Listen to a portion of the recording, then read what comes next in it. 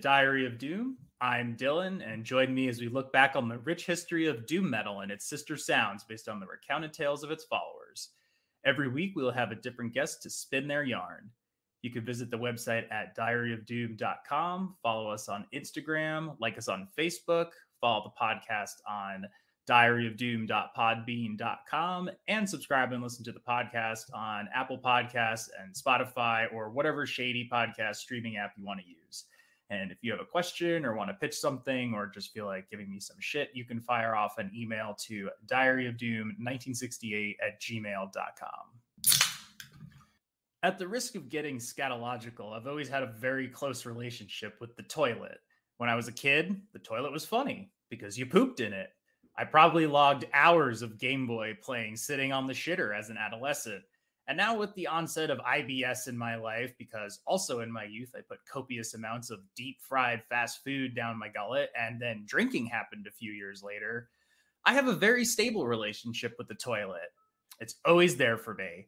So it didn't really surprise me when a website named The Toilet of Hell would become my new well, for lack of a better word, for new and exciting metal bands, and also, like a proper toilet, was funny as hell.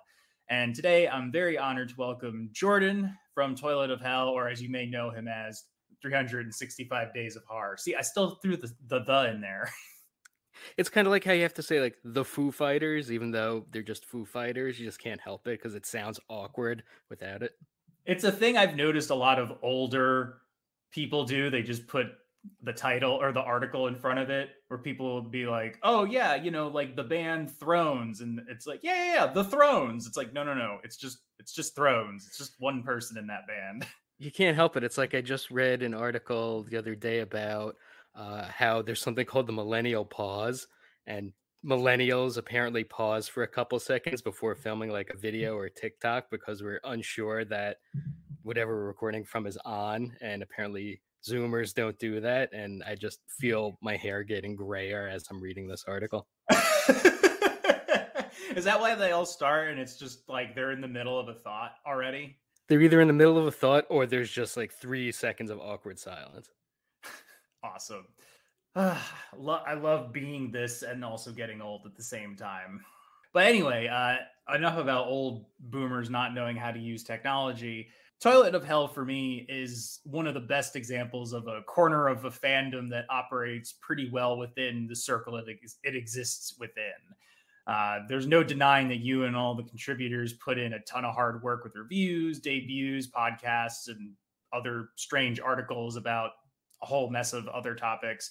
But you also spend a lot of time talking about the culture of heavy metal, whether it's bad or good or just plain weird. And note, I said bad before good and weird because it's just like every week there's just something new going on in our corner of the globe. Has that always been like part of you being a metal fan, that there needed to be conversations about heavy metal as part of the greater pop culture world, as well as kind of just having like a grounded view of it about some of the more like problematic aspects of it? Well, when I became a fan of heavy metal, it was like late 90s, early 2000s. So I guess like a lot of people around my age, new metal was kind of the thing to get into at the time, just because it was like actually on the radio and there were actual music videos you could watch at any given time. So it was kind of like my introduction to getting into this sort of music. And at the same time, the internet started to like become more available and like spring up, and there's more options to go to. And I was like still on AOL 5.0 or whatever was going on. And as I was getting into heavy music, then came like message boards, and I started posting on the Ozfest message board in Oh like my God. 2002 maybe.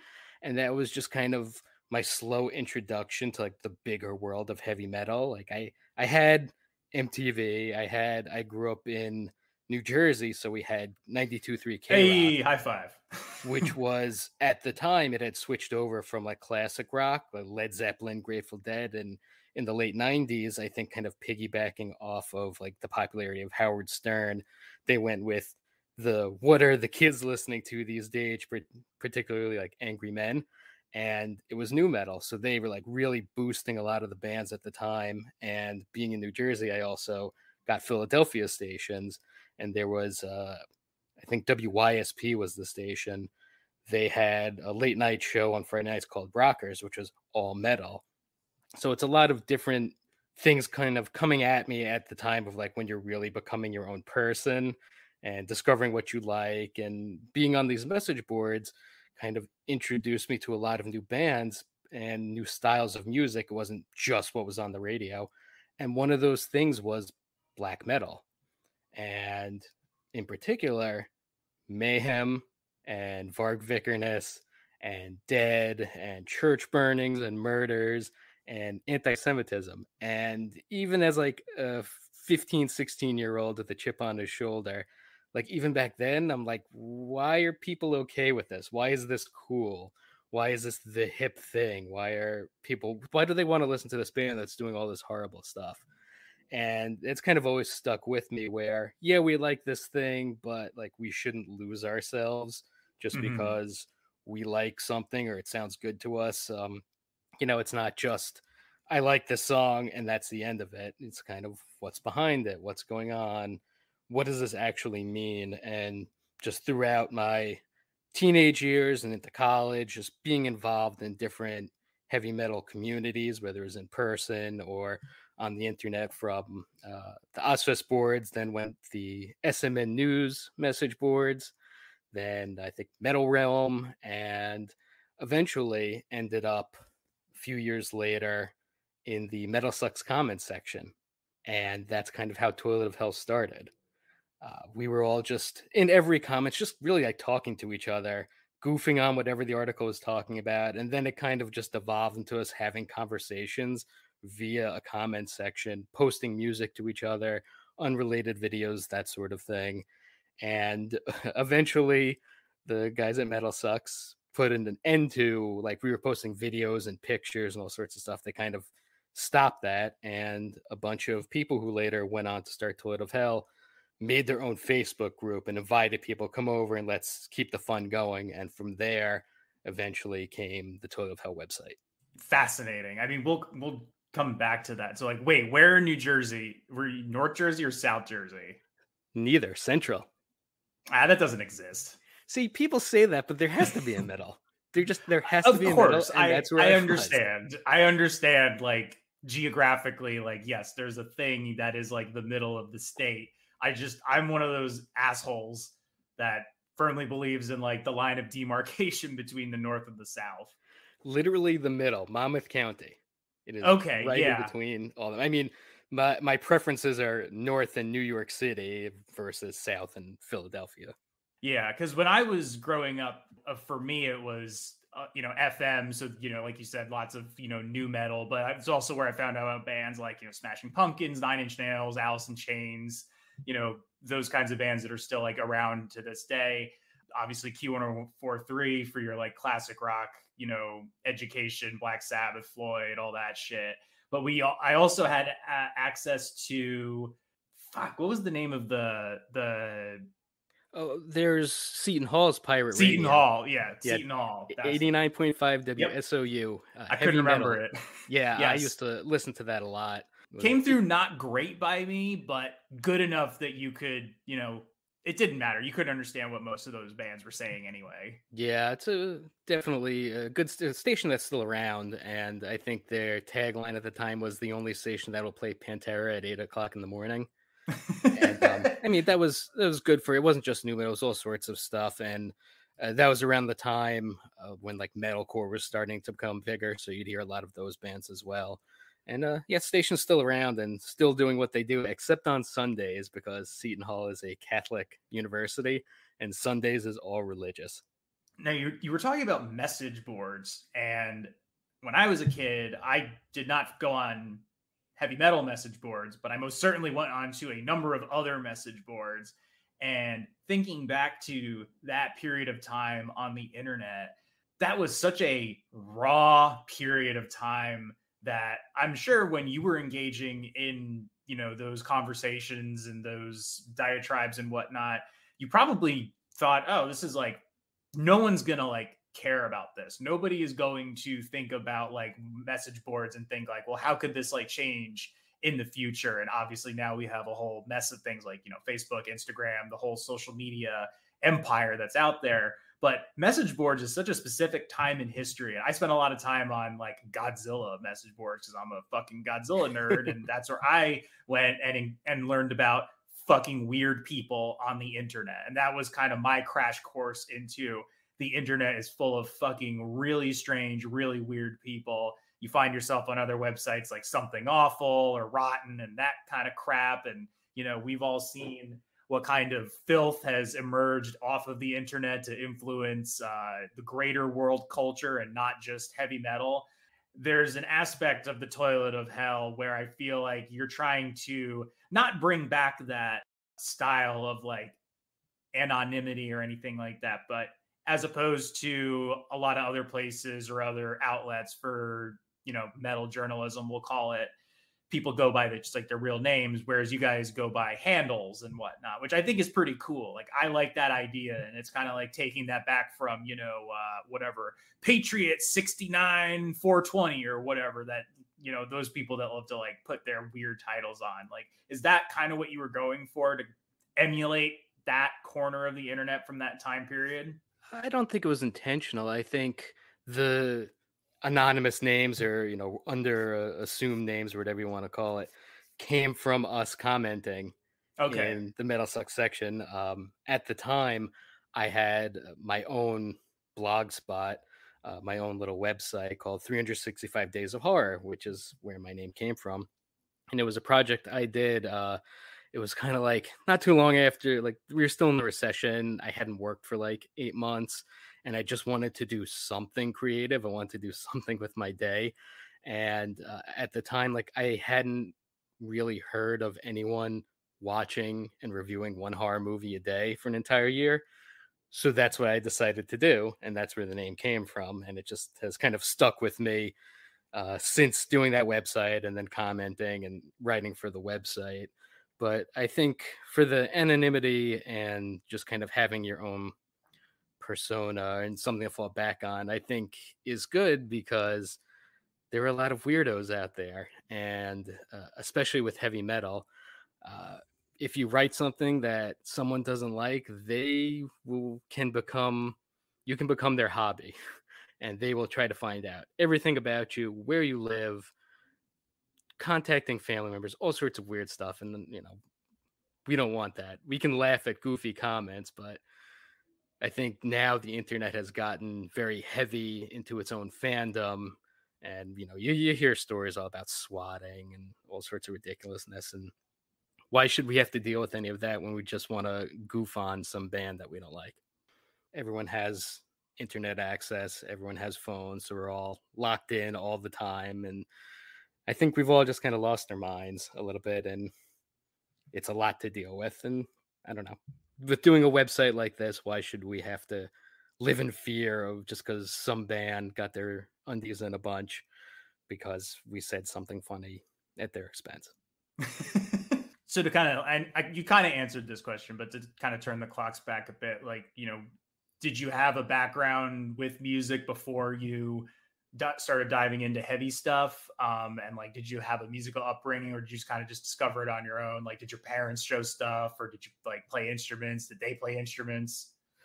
My parents were deadheads. Oh my! So I think my dad said he went to over 100 Grateful Dead shows in his lifetime. Jesus. And I'm sure my mom wasn't far back. So music was always a thing in our house. We had the record player with whatever 100 vinyl albums, cassettes, the whole deal. So there was always music going on, and my parents were always very encouraging to try new things. So like, yeah, I played sports. I played hockey, baseball, soccer, and did boxing for a while. But like growing up, my sister played drums, and I actually played trumpet for like the school band. So able to read music and play a little bit. And as getting older, as a teenager and getting into music and heavy metal, I joined in my senior year of high school, a band, a new metal band called Oblivion. Played a bunch of shows, wrote real crappy songs about being real angry, living in the suburbs. Is it still a band? No. I think after I went to college, they kind of stuck around for like one more year, changed their name, and like never really made any music like that. But that was kind of like the genesis of like really wanting to get into music, perform, be a part of it. And in college, started writing for a couple of websites just for the heck of it. And there was a group on campus in college called the Musicians Guild, where it was just a group of musicians would get together and put on shows and try to form bands. And it kind of got me on the side of how to book a show, how to set things up, how to break things down, how to learn equipment, learn to like never ever book a festival ever again because it is a thankless, horrible job and no one should ever do that. And from there, just continuing on and having a couple of different metal bands and writing for this website and doing the Toilet of Hell podcast. And here I am, whatever, 25 years later, still doing this thing with a genre that is just absolutely ridiculous. Truly ridiculous. Sort of similarly, like I was on the college radio station. Oh yeah, I did that too. I forgot to say that. I had my own radio show. Yeah, that thing. Yeah, so I was obviously like the heavy metal person, even though like at that time, like my deeper knowledge of the genre was not what it is today. Like that was the period of time where I discovered a lot of these bands, and like at that period in my life, metalcore really didn't grab my attention. It just never really did much for me outside of just a couple of bands. I mean, I liked Dillinger Escape Plan. That probably had more to do with the fact that they were from New Jersey, which is probably why I was like, I just have to like this band. They obviously are like a very good band, but that's where I found myself, just at the same time you find out about all the fucking insane metal bands, like you already mentioned them. And I found myself kind of gravitating more towards stoner and doom just because it wasn't as repulsive, I guess, as death metal. I just like at the time did not understand death metal. Black metal, I guess, appealed to me more just because it was like fucked up and weird and freaky. And, that's when Death Heaven came out. So it was kind of like a big turning point for metal. Metal was starting to become more of a known thing. There were websites that weren't just Metal Injection or Metal Sucks or Metal Hammer writing about them. You were seeing it on like Vice, and there were other sites building up that. And that's where I found out about a lot of this stuff. I wound up going to shows and met people in the city. They tell you like what to listen to. And then after that, through Facebook groups is mostly where I've discovered and then you realize there's just an endless supply of heavy metal bands, regardless of genre. As someone who runs or handles the Toilet of Hell email account that gets all the promos and interview requests, we will never run out of heavy metal. Any genre you can think of, there are in any given week 50 bands to 100 bands putting out albums. So if there is something out there for anyone, whether it's stoner, metalcore, doom, a billion shitty black metal bands, it's out there, I promise you. Half of those black metal bands are solo artists too.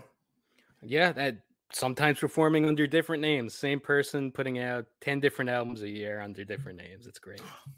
What do you think was your earliest experience with heavy metal, and do you look fondly back on it, or is it something where you're like, oh, that was like kind of lame, but at least it got me down to a better path and better music taste?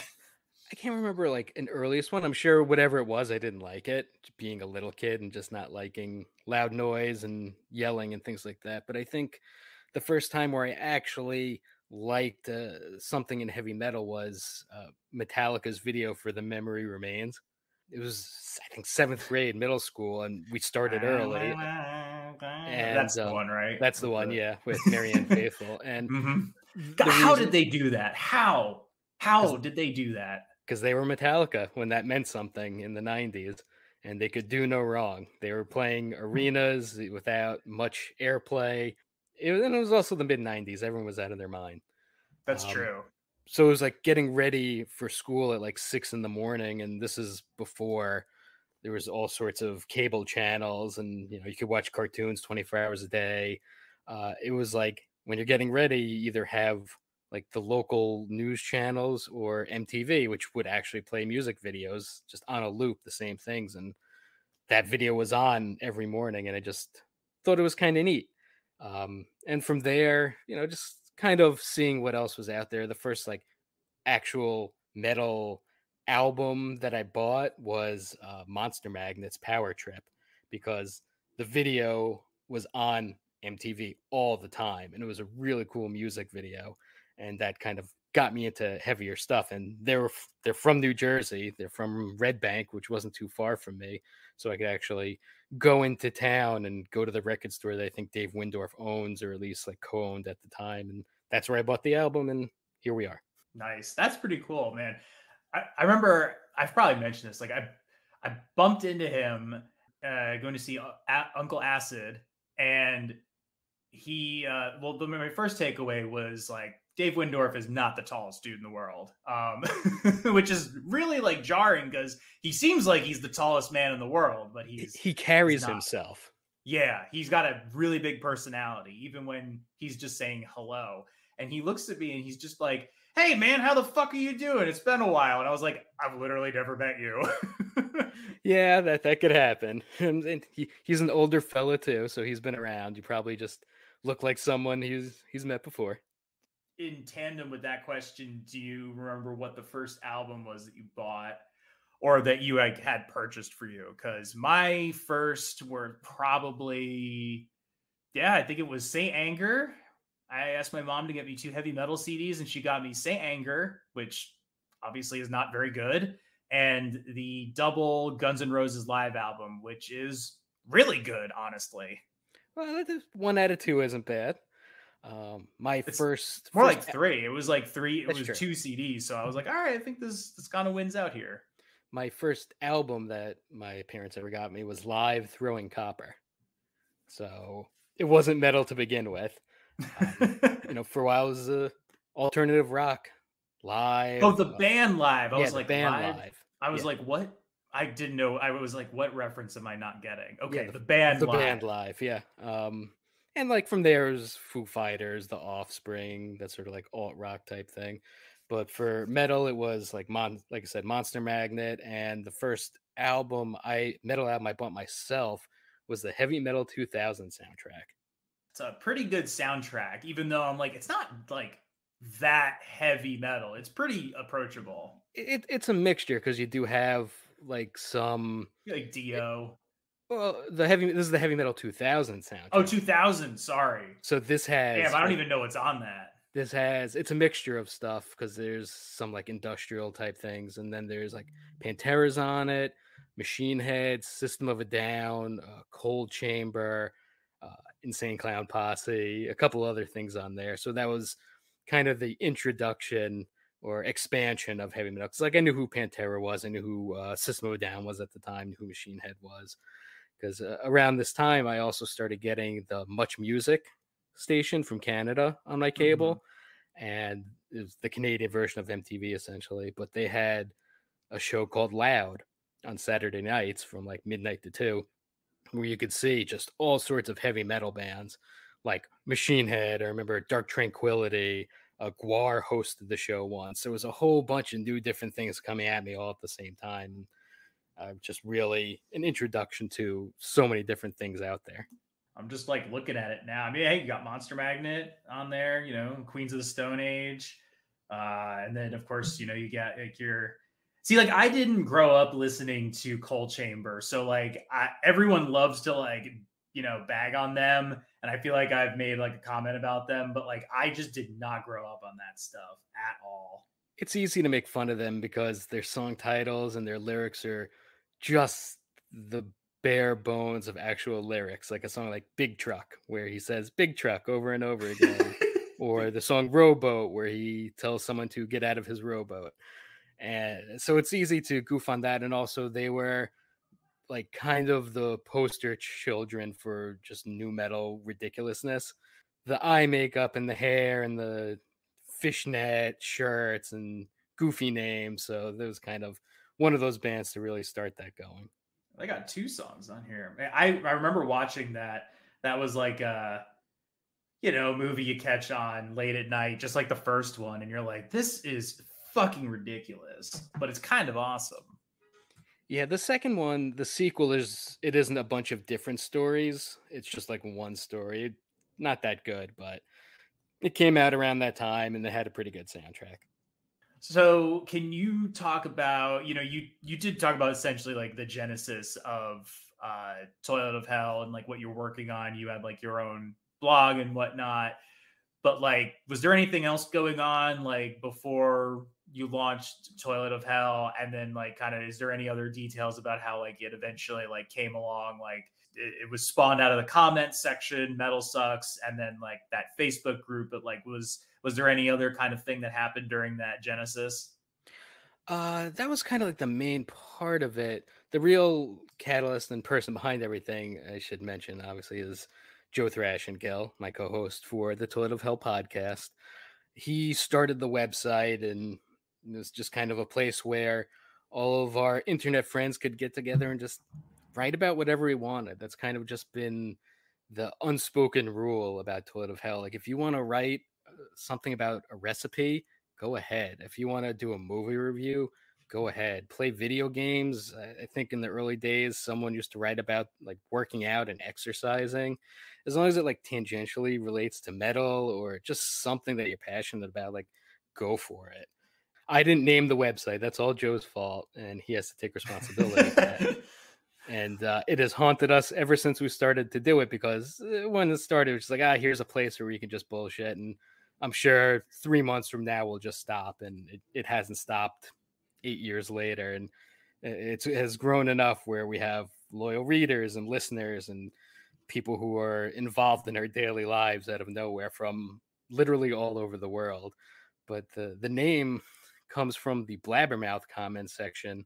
An infamous commenter, was it Riot X 666, who would who like to this God. day we don't know if this person was being serious or they were just like an incredibly weird metalhead or whatever was going on. But he, whenever there would be a story, and the Blabbermouth comment section has toned down a lot, but like metal bands still complain about them in interviews and sometimes write songs about it.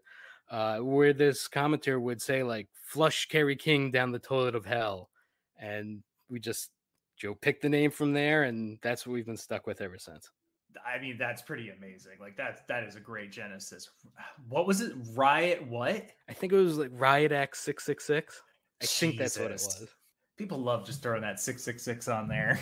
It was, especially in the earlier days of metal, everything was 666. And I mean, we have our of in Toilet of Hell is OV, kind of ironically. So it's a thing. I mean, if you go into Facebook, people still say they're from Hell, Norway as their location.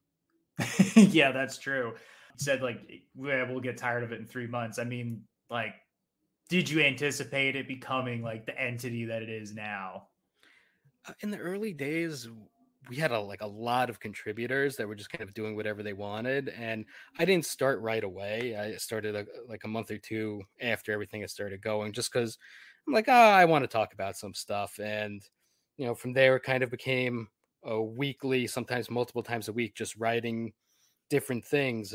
One of the ongoing articles or columns I do has been a video breakdown, where it's just finding a goofy heavy metal video and taking gifs from it and doing like a Mystery Science Theater 3000 type comment on little funny sections.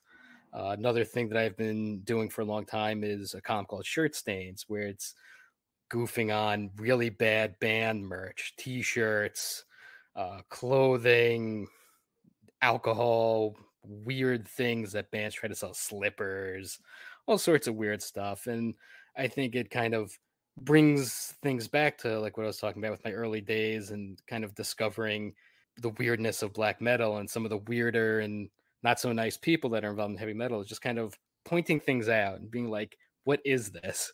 Why is this a thing? Why does it exist? And trying to do it in a way that's funny and, depending on the subject matter, educational, because not everyone knows everything. Not everyone knows the background for every band. Sometimes they just really get into something and then someone has to clue them in. And it's like, it's not your fault you don't know that. So it's kind of with our width and breadth and wealth of different knowledge of heavy metal and music history and just the backgrounds of kind of how the industry works, it's kind of a good place to do that with articles and with the podcast. And it's a good way to get things off my chest. Yeah, absolutely. I mean, the right, like the amount of just very like almost like essay, like creative essay like stuff that I've read on there. It's just like, holy shit. I'm like, this is where all the English majors went that couldn't get a job. Yeah, we have a good group of people that have been working for us a long time throughout the years. People have come and gone, and it's always really been good. I've always really been happy with the stuff that we've been able to do, especially when looking at some other places and some other commentary. I'm happy where I am. I don't want to be going anywhere else because of that freedom and the creativity and the desire to be yourself. We don't have any ads on the website. We have patreon.com/toilet of hell, where people can give us a couple of bucks to like hear another podcast episode or to get mixtapes and cassettes. But beyond that, we are not beholden to advertisers. We're not owned by a big corporation, which, if you don't know, some of the other metal websites out there actually are owned by entities or creative other places. And we don't want to be dictated by any of these outside forces of what to talk about or what not to talk about or what to say and not to say. So it's kind of nice to just be honest and be ourselves in an open forum like that. Yeah, that actually answers the question I was going to ask next, but I'll kind of like just rephrase it as much as like I found out about Toilet of Hell through the I Hope You Suffer podcast, which features now rare contributor and baby boy Kit Hart on it. And I started listening to Riff Raff when he was doing that, and eventually Toilet Radio, The Flush.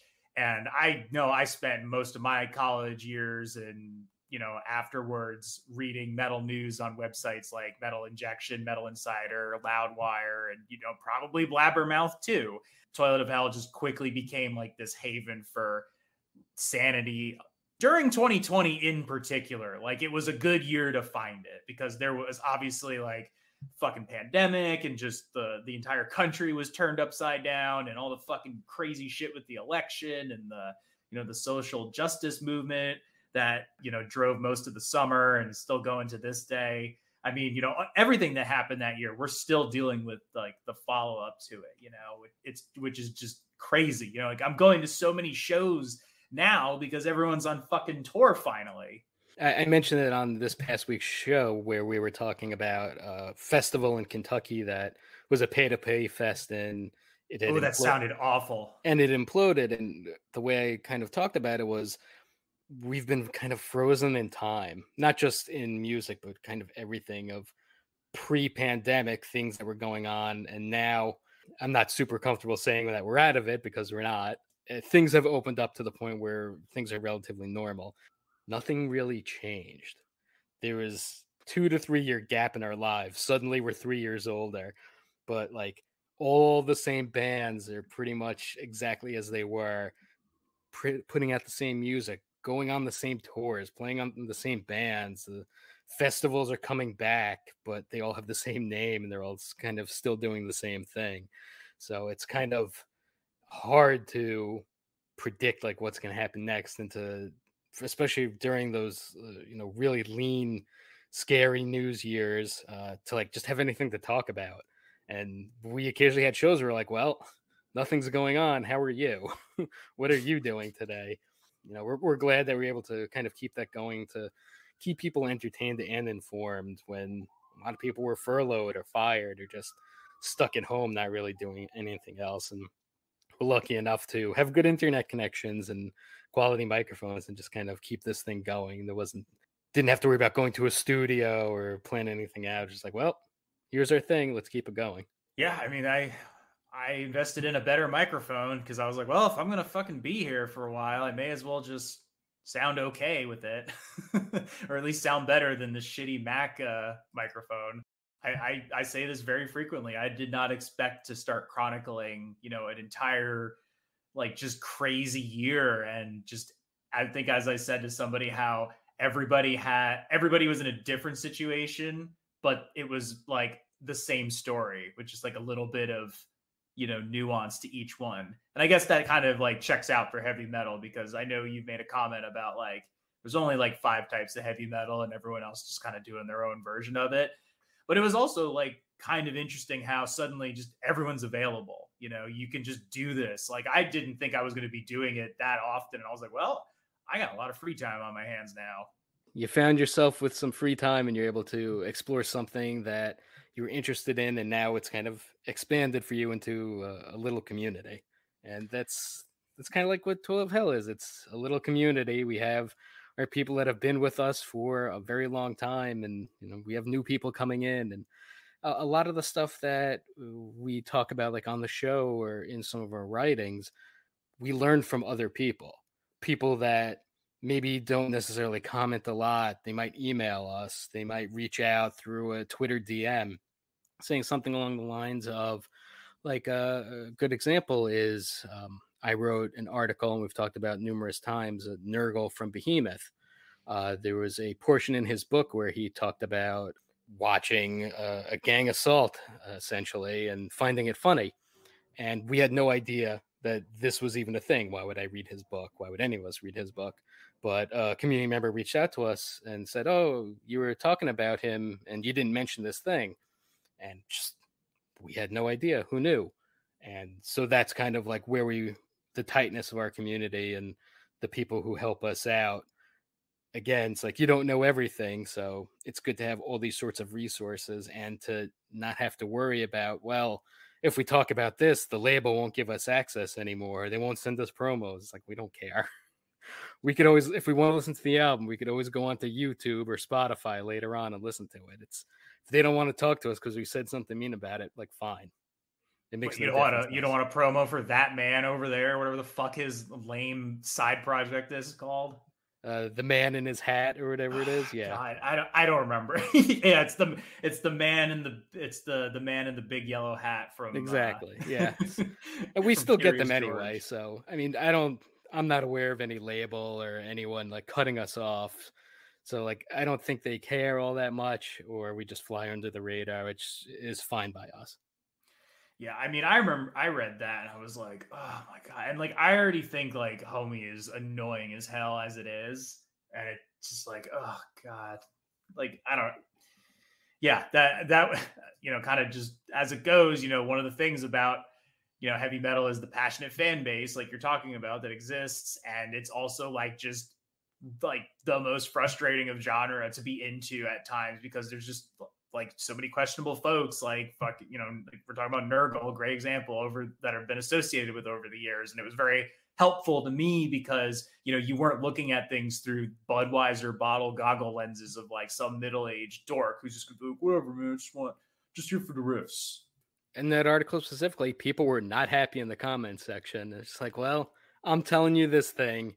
It's up to you to decide what you want to do with that. And if you don't care, that's your prerogative. But it's not for me. And, I would want other places and people to at least inform me about it, not necessarily, fight about or get mad at or try to cancel because you just don't know something. But, there's only so much you can do. And it's up to your own personal preferences to, if you want to keep listening to that or watching a band live or just giving them money. It's like, I mean, if you want to keep listening to it, go ahead. It's not for me, and I don't want to give this person money anymore because they suck. Yeah, I mean, kind of a more specific example, if you want to discuss it. I know you discussed it on a recent episode of your podcast, was the Scott Kelly, I kind of will say quotes, revelations about the abuse of his wife and family, and how this has been going on seemingly for a really fucking long time. As somebody who's like a very big fan of doom metal and the associated genres, not that like Neurosis is a doom metal band specifically, whatever you want to call them, but they're like a cornerstone of that genre. And like, of course I've spent a period of time where I listened to every single Neurosis album, because you have to understand this band and how important it is, because everybody's like, oh, they're so amazing. And people who are not really into other kinds of bands from that genre, like, oh no, Neurosis is like amazing, they're so great, they're like I think one of the more interesting bands that played Ozfest over the years, like looking at those lineups compared to like who they were playing alongside. And you kind of just have this understanding of a guy like Scott Kelly being mellow, level-headed guy he's smart and he's very talented. He's got like a really unique way of like writing music and lyrics and whatnot. And then all of a sudden, I've just like opened up my Instagram and I'm just like woke up and that's the first thing I see, and it's just this horrific, and I'm not gonna read it. It's long, and it's out there, so you can go read it if you want to. I just remember like feeling incredibly, uncomfortable, kind of like sickened. And I was like, but wait a minute, I feel like this guy said something like this a few years ago. And like, and then eventually people did bring up the fact that like a few years ago, he had made a statement similar to this, where he was like having some issues with the same thing. And it didn't seem as drastic at the time. And then you realize like, oh, he probably was leaving out a large number of details that he elaborated on in this post and exactly what he was doing. And by the end of reading it to my partner, we both agreed that it really did not come off as he was like being a big man by admitting this and stepping away from Neurosis and music to work on himself. It still felt very manipulative and narcissistic, in my opinion, the way I read it. It still felt like he was trying to redirect blame or focus onto his wife. I think Neurosis made a pretty good statement about it. The fact that he's been like out of the band seemingly since even before 2020, like since 2019, kind of says a lot. I think a lot of people, it was interesting to see like the respective platforms and like how people were responding, where like it seemed to be like he was kind of getting a like, oh man, Scott, that sucks. Like, hope you can get your shit together. You've been a really important part of my life over the years, kind of on Facebook. But I feel like he was getting largely condemned by people on Instagram. It's just interesting and weird to see like that kind of difference, just sort of like a stray observation. But I think it's a really fucking sad situation all around. Obviously, like, number one, for his family. I think, number two, the band that he's been involved with and leaving a very like long impact over the years.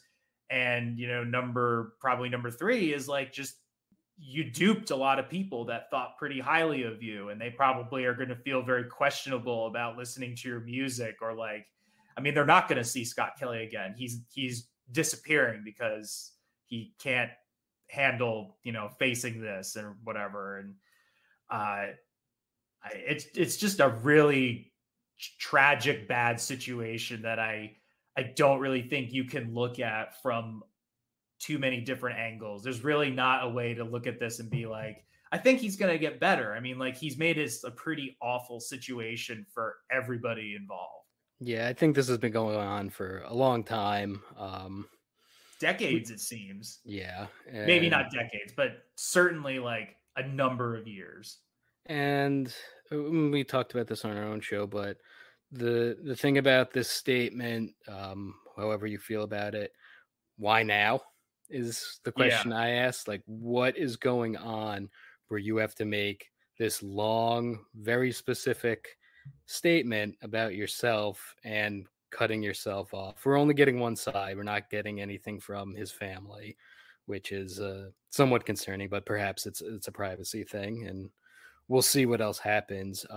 In regards to like the Neurosis statement, the band, pretty forceful, specific and strong. The one thing that concerned me about that is it's news. I'm pretty sure it's news. It was to me that they kicked him out in 2019.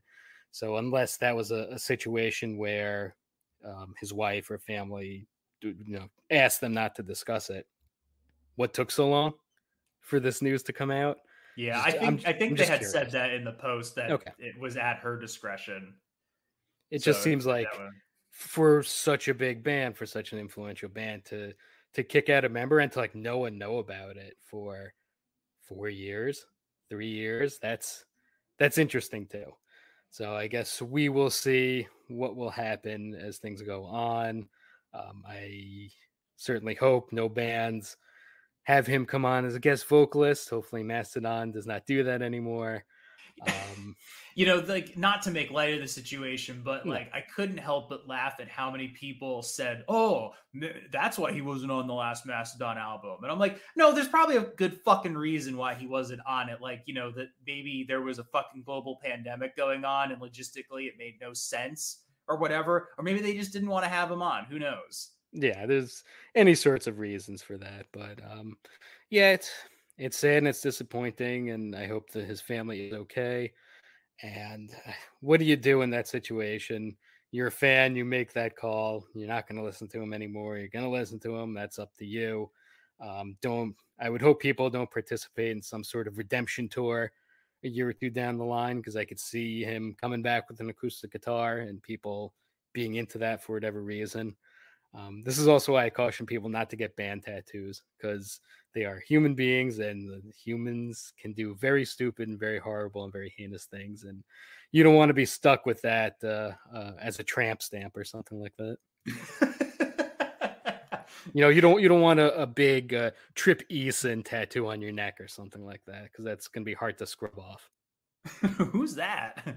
Here's some new metal news for you. He was the guitarist for Static X. And Okay. All right. Okay. So he's caught up in that whole like drama and shit that's going on with that band. Oh, yeah, I mean, he was arrested and then kicked out for having underage sex with underage girls, and he still tries to pop up every now and then because he's mad at the band for supposedly using his songs on their latest redo album, and it's just like, no one cares about you, dude. You gotta love that, like, he fucked up and he knows he fucked up, and it's like clearly it's just plain as day that he fucked up, and somehow it's not my fault, it's the band's, they're using my songs. Yeah, it's always someone else's fault.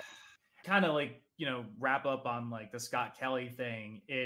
I just think it's the other part of it is there's so many people in heavy metal that have done like egregious things or said like egregious things, and they still do, like, people just don't seem to care. And then something like this happens, and it seems like by and large he has been like condemned, like people just are like, you're done, like that's so fucked up that what you did, like, and your statement is fucked up and you're not being honest and you're just continuing to be this vile, repulsive being that you apparently have been your entire life. It's so strange. Like I said, we'll see if there's a redemption tour in a couple years. The same thing was pretty much said for Tim Lambesis when he tried to have his wife murdered, and he actually went to jail for it. And now As I Lay Dying was playing sold out shows, so we'll see if it's a genre thing where metalcore is just like, yeah, we're all creeps, we remember Warped Tour, or if the doom and stoner community will actually keep him at arm's length. People were like fine with Bobby Liebling, so yeah, it's still playing shows and people are all hails and it's all great. It's like, man, really? That guy? Well, maybe we'll just kind of like, wrap there and just kind of put it as simply like, fuck Scott Kelly, he's an asshole. There you go. Don't come back. Disappear forever. Previously, I was listening to an episode of your podcast. I think it was episode 382. And you had this long discussion about what metal you actually like, because over the last like 45 minutes or whatever, we've been talking about like kind of just the realer things about heavy metal and like how maybe we should actually be viewing those things. And you had this discussion of what metal do you actually like and what bands you actually like. And it kind of got me thinking about my own personal, my own persona on Diary of Doom, and like how I was like when I was starting the podcast portion of the blog, like even just a couple of years or whatever, I wasn't like entering the scene as like, I've been listening to doom metal my entire life. Like I was coming in of being like, that was just a subgenre that I connected with. And like that's how I got to learn about so many bands, by meeting people and talking to them online, and not like even deep cuts for doom, like a band like Thurgathon or something like that. Like people were saying like, yo, you should listen to dub or these rap albums because they're probably going to connect with you because of this, like whatever, this is the kind of sound you like, you'll probably like this too. And if you want to like talk about more mainstream artists, like so many people have pushed like Sade on me. Like metal fans are like, Sade rules, and like Sade does rule, like super fucking talented, great music. And like you mentioned that in that chat about how there are death metal fans who only listen to death metal, and it was interesting to learn like from my perspective, like how stoner and doom fans, like how much other music they listen to, or don't, because there's those folks too. And overall I feel like a lot of the discussions are like largely positive, as opposed to like ooh, I'm not gonna like listen to anything else, and about being open to like trying new things as opposed to just listening to metal. And like not everything like resonated with me, but it was always like worth checking out generally for the most part. And like I'm not asking you to repeat that conversation, but like generally, like how do you feel about, I guess, like how do you feel about that? I don't know if that's the right way to like ask it. There are plenty of people who listen to metal. I would even say maybe the majority who do listen to other things. I just think it's maybe a front, or I don't want to say posing, but just kind of this idea of like you have to dress a certain way to be metal. Is that a thing in other genres, like outside of heavy music, where it's like you have to act ska if you go to the ska show?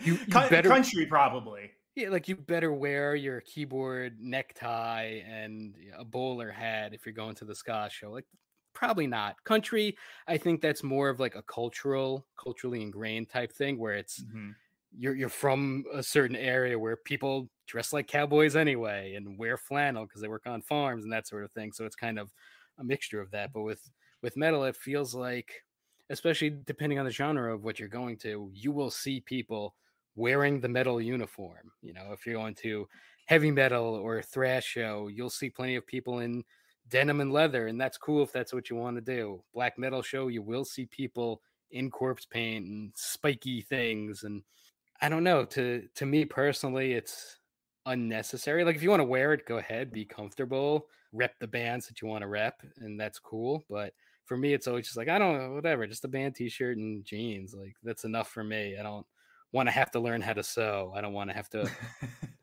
to put on my special going out jacket just because I'm going to see a couple bands. And if you want to do it, cool. But for me, it's unnecessary. I know what bands I like.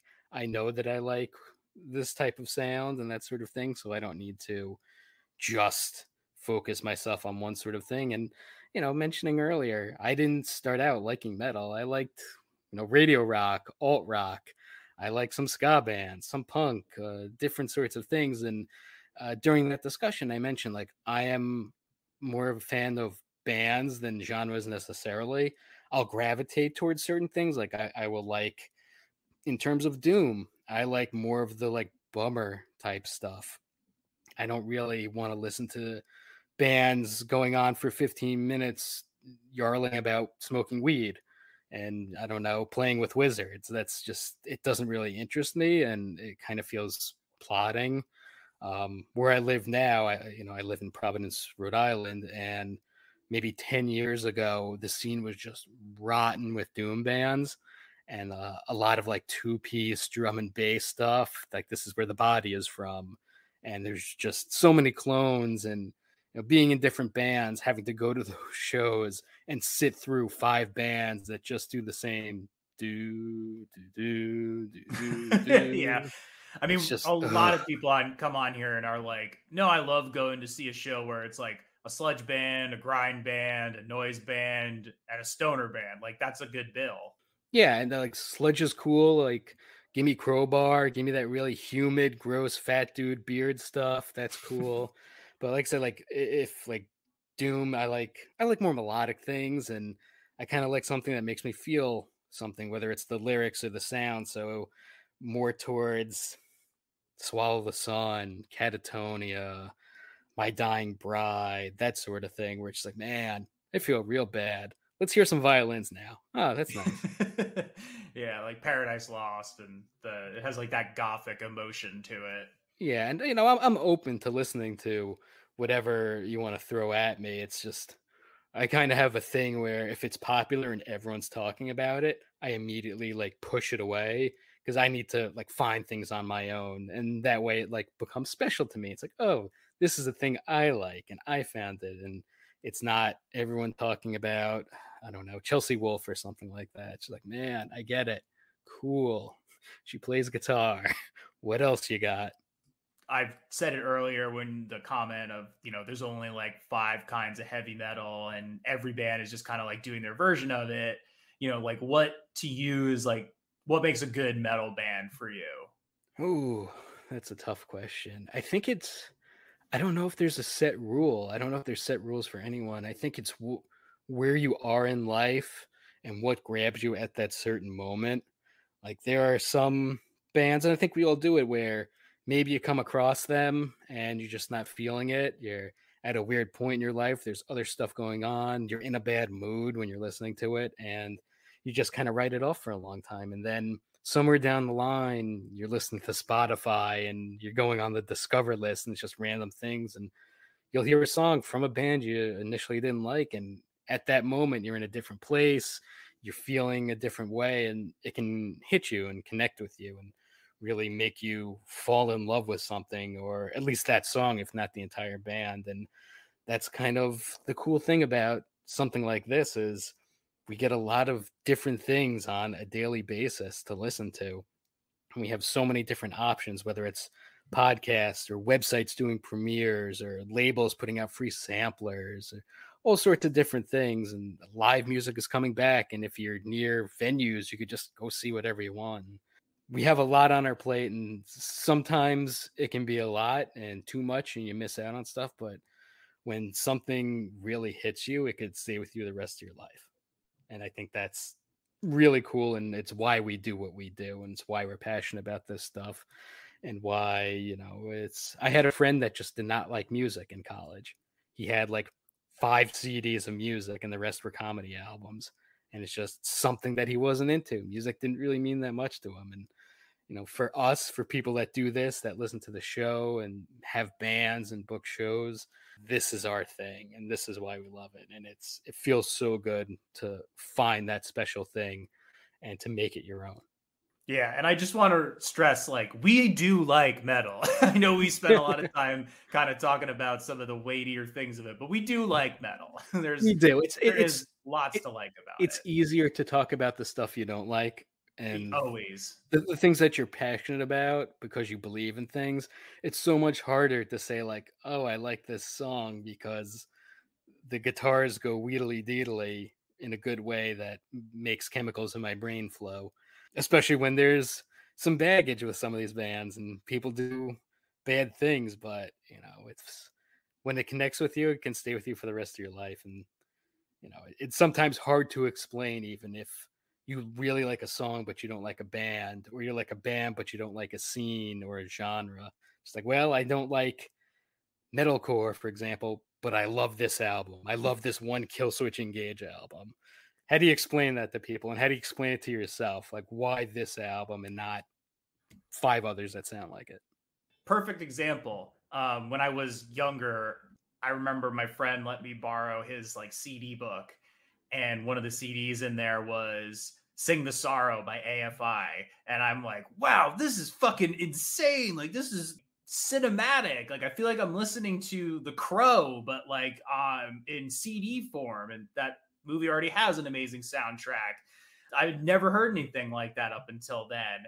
And I've just not been interested in anything else AFI has really done over the years.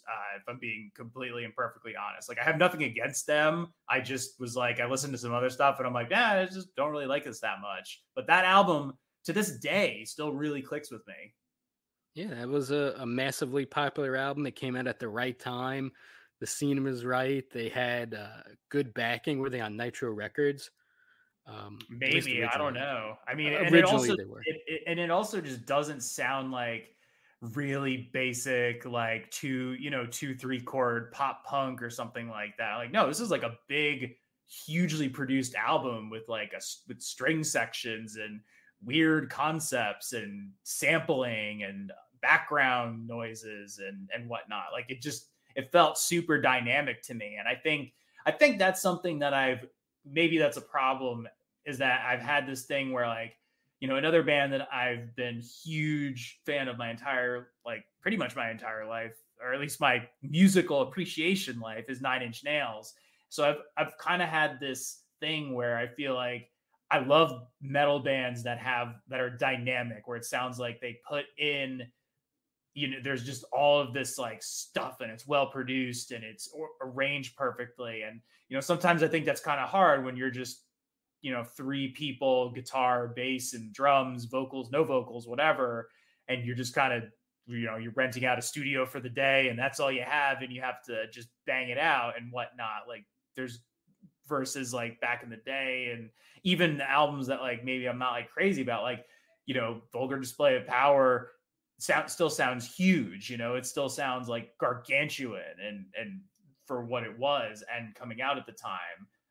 So I think that's something, is like, I get excited when I can feel like bands are doing that dynamic approach. Like Zeal and Ardor, I think, is a good example of a recent band where I'm like, this sounds like a band who is just completely open and willing to try anything they want. Like, they just don't give a shit. Yeah, Zeal and Ardor is a great band, especially live. But like with those bands like Pantera, AFI, and sounding big and dynamic, those bands had juice behind them from labels and PR people, and would pay to have them record in actual real $1 million studios over weeks at a time. And now, it's easier than ever to record bands and put it out for people to listen to, Bandcamp, Spotify, wherever. So it's kind of like the great equalizer of everyone has a chance. But when it comes to sound and quality, that equalizer has kind of brought a lot of things down. And sound quality and maybe skill, talent, ability to make something sound great and huge and amazing isn't quite there anymore, especially with labels really not getting behind rock music nowadays.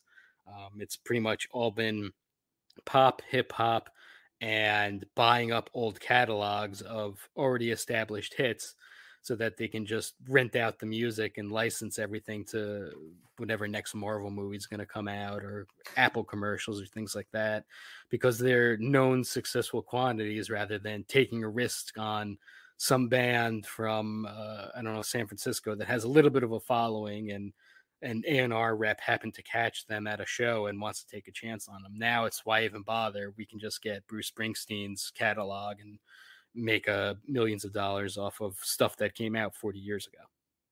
Yeah, we'll have one of those like EDM remixes of Born to Run. Yeah, or my most hated thing, a slowed down cover for a movie trailer. Ugh. I don't know. Some of them I think like do work, but it's one of those things where it has to like actually work and feel like like truly fits the mood, and like kind of operates as like a good song on its own. But you're right in that it has just become this trope, like to just have like this really slow version of like a real, like I don't know, maybe like a peppier but still kind of heavy song. Yeah, I mean, don't get me wrong, slowed down with pretty vocals and piano, that has the potential to be very good. I like some of that stuff. I'm wearing a Trees of Eternity shirt right now, and that's what that is.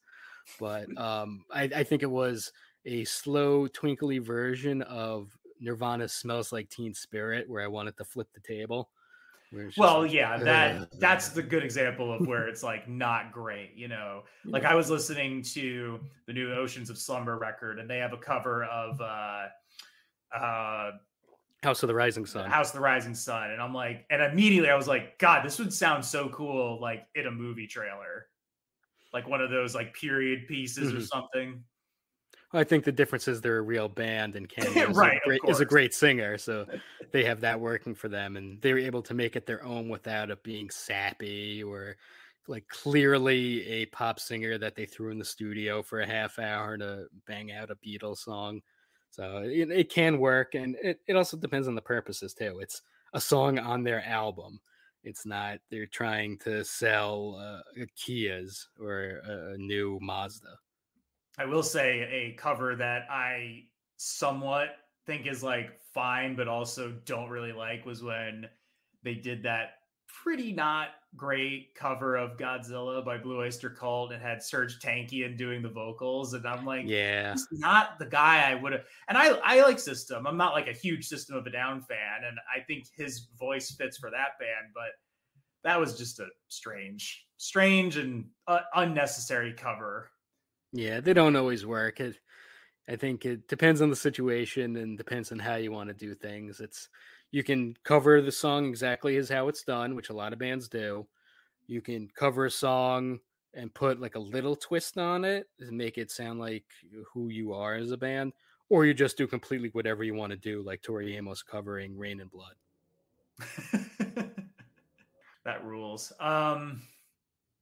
Y'all promote so much of it. Like for you, like what defines like a good death metal band? Because there's so many death metal bands out there right now, and it's going through this movement. Like, you know, I like the classics. Like now I like that genre a lot more. And, you know, I like the classics like Obituary and Carcass and Cattle Decap. And I definitely am not just saying those because I'm going to see them in December, or Bolt Thrower. And like of the newer crop, I really like Blood Incantation and Frozen Soul, Tomb Mold, Creeping Death, Oxygen Destroyer, Gate Creeper, Oxalate from New Jersey, you know, just to name a few of those. There's so many actually like really great ones. You know, we're in this weird like frozen repeating period where there's another old school death metal band putting out an album every other month, and the internet tends to, at least the metal Twitter internet tends to fall over themselves with, oh my God, Blood Incantation. Oh my God, Undeath. And it tends to get overwhelming at times. Where like, I know you listen to other bands. Can we please talk about something else? But as far as what makes good death metal, I think talent. You need to be able to play your instruments. I would say you need to find that sweet spot of taking yourself serious enough as musicians, but not taking yourself so serious that like you're really going on and on about drinking blood and tossing babies over your head. Like I've seen Cannibal Corpse live, and in between songs, George Corpse Grinder Fisher is like joking with the crowd, and, like having fun with it. So I think that kind of helps take the edge off of things for some metal bands and metalheads that take things too seriously.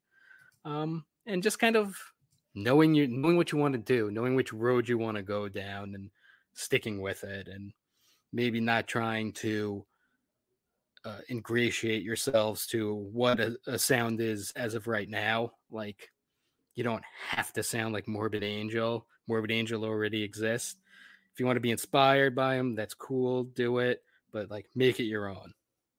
And I think a lot more bands would benefit from making things their own without trying to just ape a certain sound or a style, because you could see which bands are able to separate themselves. A popular band like Blood Incantation, what they can do and how people react to them, and how they're able to do a genre we all know and has been well tried before, and still make it interesting and still be creative and still have something in it that separates them from just your average band that you may see opening a 20-band bill at Starland Ballroom. Yes, put out an entire synth album, even though you're a death metal band. Good move. I guess they wanted to do it. Props to them. Hey, I'm all for it. I really liked it. Props to them for doing whatever they want to do. Fan interest be damned. Oh yeah, I hard agree. Do you think it helps that you're not just a fan of heavy metal and like you like other things, and like you're obviously passionate about like horror movies? Yeah, I think we live in a big world. There are so many options for learning and education and entertainment, all these things we could pull from, that why settle for just one thing? Why dress a certain way and only dress that way? You don't want to be the guy who's like, this isn't a costume, this is a way of life. It's like, it's definitely a costume. Come on. Don't you want to wear shorts when it's hot out? Yeah, right. You don't need to perform in all black. Just wear shorts. Be comfortable, man. And I think more and more Says the guy who wears all black when it's not summer. We all do. I mean, metal t-shirts are either black or like neon yellow or goofy colors or white. And it's just like, well, black works. Black is slimming. But yeah, it's just do what you want. You don't have to conform to any sort of way. And if someone calls you a poser, fuck them. They're a dork. Who cares? Dress how you want. Listen to what you want. If you want to listen to Blink-182 and then go see Cattle Decapitation, go for it. Who cares? It's as I get older, I realize more and more how much it doesn't matter. Like, Yeah. at the end of the day, like, your personal happiness and hopefully the happiness of the people you love and that are around you is important too. But do what you want. As long as you're not hurting people, you're not costing anyone money, you're not being weird, then cool. You want to wear a bright pink hoodie at the black metal show? Go for it. Have fun. And if people get mad, fuck them. They're just going to like growl at you. That's it. I mean, you don't want to be friends with those people anyway, do you? We've been going for a while, so I'll see if we'll do this on like a more upbeat note here. You get a lot of outreach from, not just labels and bands, but also fans. They comment or they tweet or they write in. I know one time you got a message about or from a very irate Van Halen fan. We still have that email. Yeah, I do have a couple of emails I've saved over the years just because I'm like, God, this is so fucking insane. Or like I forwarded it to myself or whatever to hold on to. But like, what are some of the most bizarre things you've received, whether it was like a reaction or a proposed idea or a band or whatever? Like, what's some of the weird stuff that you've seen crawl out of the internet? A lot of the usual dorks on Facebook being mad that we're making fun of black metal, making fun of Tool, that sort of thing. But the two examples I can think of where actual bands got mad at us. One was, I don't know if you're familiar with him, Streborg. Not familiar with them. He's a one-man black metal guy from like Tasmania, like with the face paint and a cloak and just putting out screechy synthy music. And I don't even remember what the catalyst was. And we were actually surprised he was on the internet. But they have internet in Tasmania? Apparently he gets good Wi-Fi in the cave he lives in. And I think it was just like a review of one of his albums. And then, I don't think it was particularly positive. And he showed up in the comment section and he was replying to everything and was not happy about it, to the point where we haven't done this in a long time, but we've occasionally have Toilet of Hell shirts for sale. I took one of his pictures where he had the face paint, was in a cloak in the spooky woods, and photoshopped the angry face emoji into where his face was with the cloak around it. And we put it on a shirt and started to sell it. And he was not happy about it. And eventually he kind of like relented and like has sent us promos since then. I think maybe he was fairly new to the internet and was in the comments section trying to defend himself. We're just like, no, we're just goofing on you. It's fine. That rules. So that was one. And the other time was for me specifically. I wrote an article making fun of the band Origin. They put out a shirt with a Rick and Morty character on it. And I was just making fun of it because this was when people were being real weird about that show and jumping on McDonald's counters wanting sweet and sour sauce, and just a funny little article making fun of the shirt. They wrote a long Facebook post about it and were not happy about it. So we're fucking Rick and Morty? The band Origin.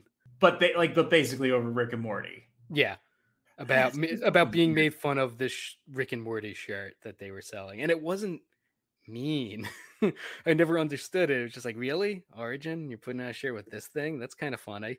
And they took offense to it. And really, was it death metal guys typing paragraphs?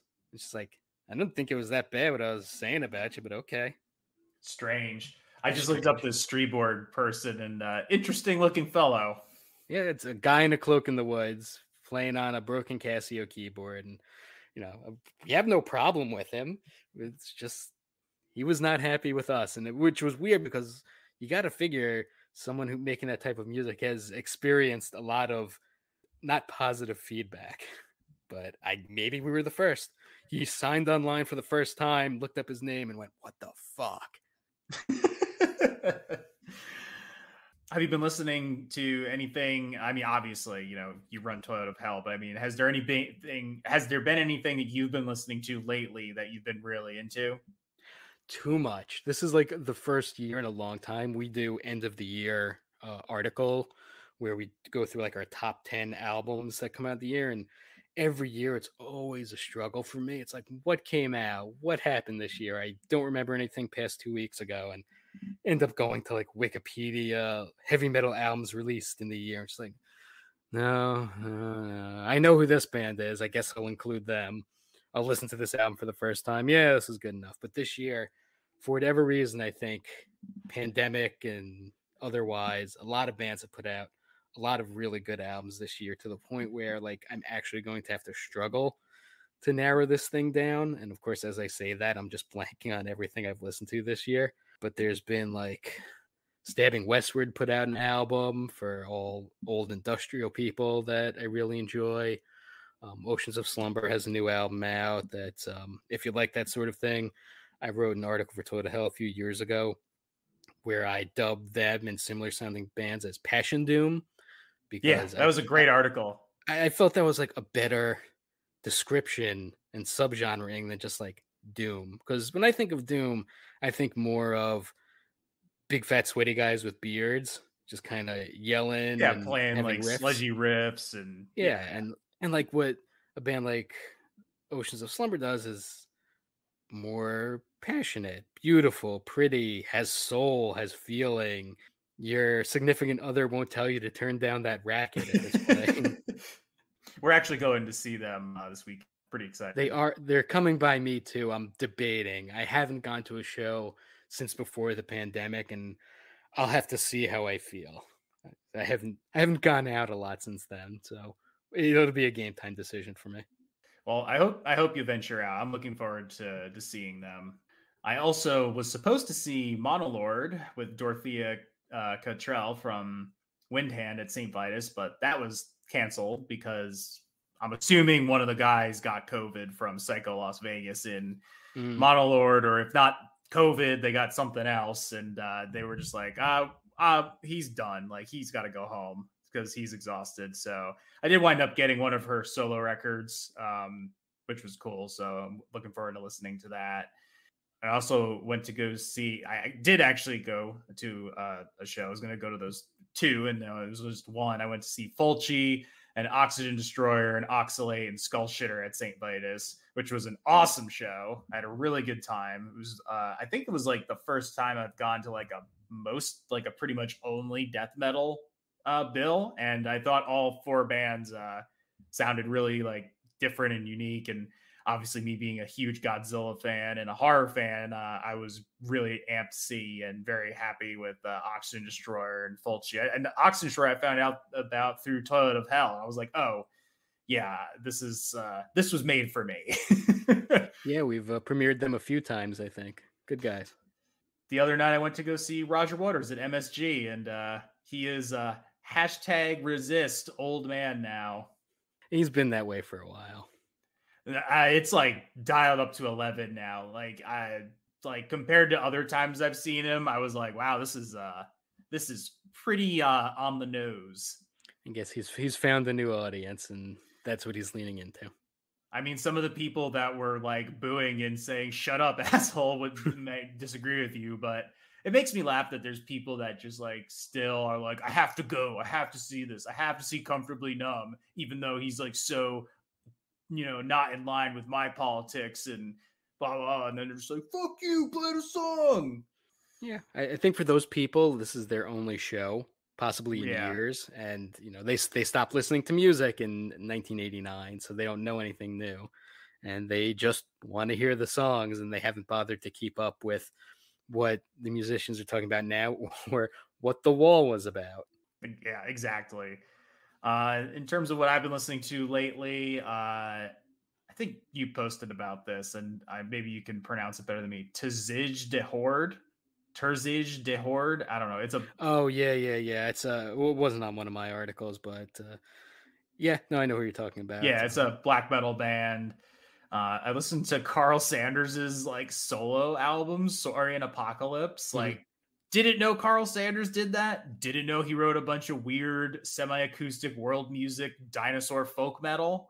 This is the third one. Like, it was weird, but I liked it. Yeah, I had the same reaction. I'm like, they have 2 albums out already.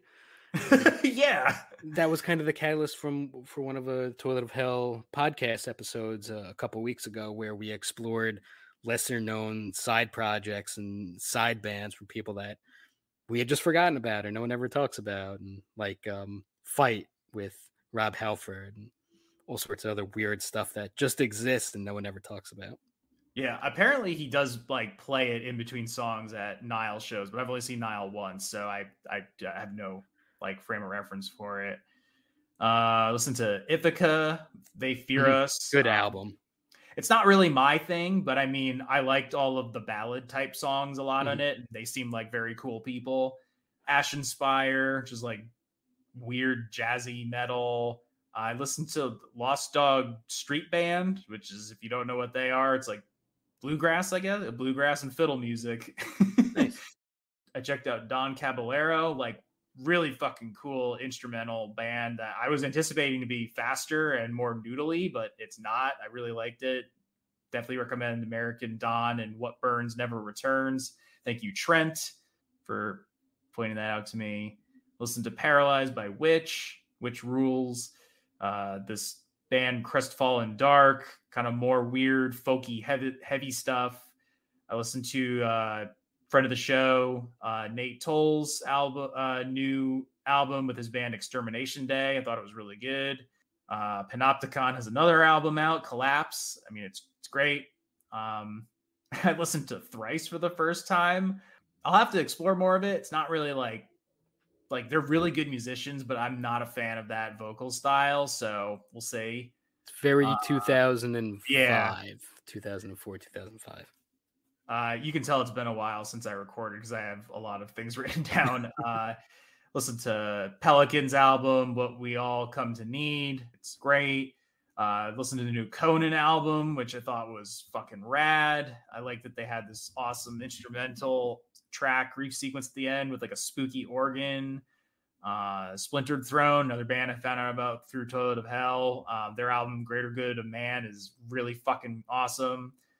New Mountain Goats album is really good. Mortiferum is a really good band. It's like Death Doom, Preserved in Torment's great album. I listened to the new High Lung album, Drift. It's Viking music. I saw them. It was really cool. I like one of their albums. I don't know if I need to listen to like 4 or 5 of their albums. Gave Doom Riders and Chelsea Wolf a revisit. Listen to my friend Freiberger's old band, Thrown a Bone. Really good stuff. Brothers of the Sonic Cloth. If you don't know who that is, it's Tad Doyle's stoner metal band or riff band, and it's really fucking good. Is that Tad from the band Tad? Yeah, Tad Doyle. Yeah, no one talks about Tad anymore, but they were such a good band. They are a great band. Yeah, I was listening to Tad like a few months ago, and really, really fucking awesome band. I think they came out at the wrong time. They came out like during like now it would be like really big. Like they were around the same time as like your Soundgardens and Pearl Jams and Nirvanas, and like they were just like too heavy for that, but not quite heavy enough to be like metal. So they're just kind of like this weird heavy thing that I think, like you said, if they came out now, more people would be into it. And also, like with a name like Tad, it kind of gives it that air of like Ween, where it's one of those like weird bands that are also like really good. And they were pretty much like I wouldn't say straightforward, but like they were a heavy fucking rock and roll band. And it's just like a fucking weird name. Listen to Burnt by the Sun. Not really my thing. I didn't know Dave Whitty was in that band. Dave Whitty's in every band. That's true. He's on this podcast right now. I just have the drums. I pull my mask off and I'm Dave Whitty. baby's first time listening to Botch. I mean, it's amazing. Like all their old shit is fucking fantastic. I don't know if that's like something you're into, but because they have a new song out and everybody was losing their fucking mind over it. And so of course I was like, all right, you know what? I'll just listen to them, and they're great. I mean, between like Botch and Thrice, it sounds like you need to start exploring the early 2000s scene a little bit more, because there's a lot out there that falls under kind of that umbrella. I guess so. I'm always open to suggestions. And then more recently, I checked out Andonomos, which is like a really crunchy death doom band that I really like. Black Braid 1 is fucking awesome. Indigenous black metal. Love it. New Dreadnought album is another fucking banger. The new Psy album, Shiki, is fucking really good. I listened to their old album, Scorn Defeat, today, and I thought that was great. The new Russian Circles album, Gnosis, is really good. I listened to Flesh Rot and Fugitive, which is Blake from Power Trip's side project. The album's called Maniac. And I listened to this other band called Immortals Requiem, which is like old school prog worship. So I've been listening to a lot of stuff. Cool. I'll give one band that people check out. They're called Entropy. They're German.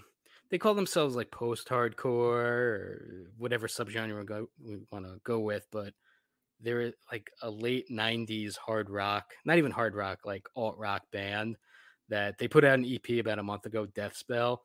If you like kind of like that 90s sound, they do it really well. It's just catchy rock music, which is so nice to hear because we don't get it anymore.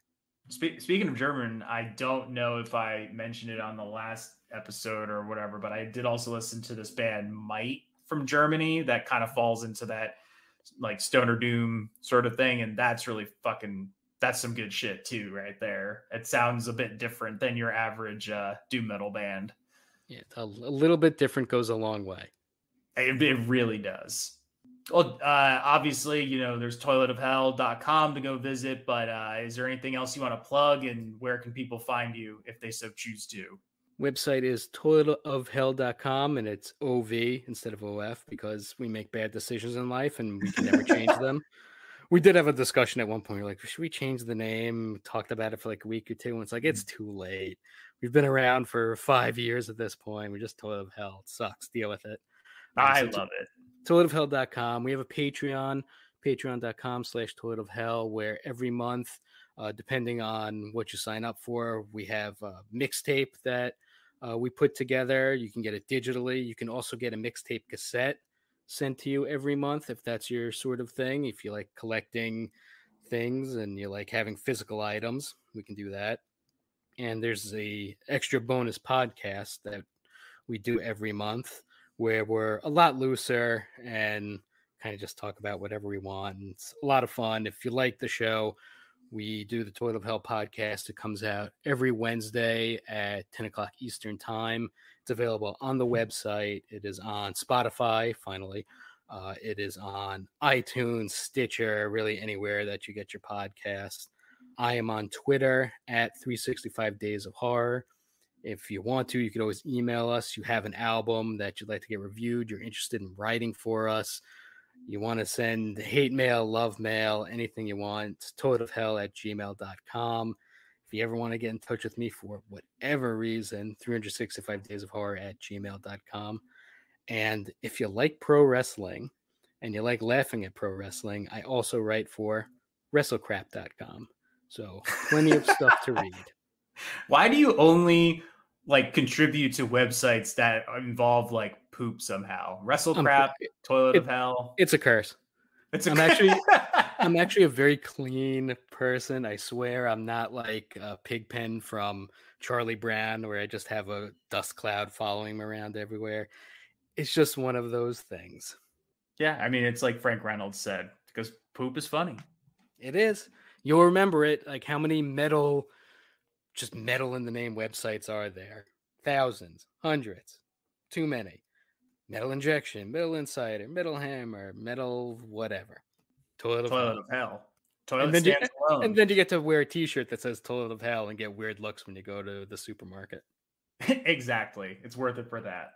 Thank you, dude, for coming on. I really appreciate this. As a fan of the website and the podcast, this was really cool. Definitely go check out Toilet of Hell.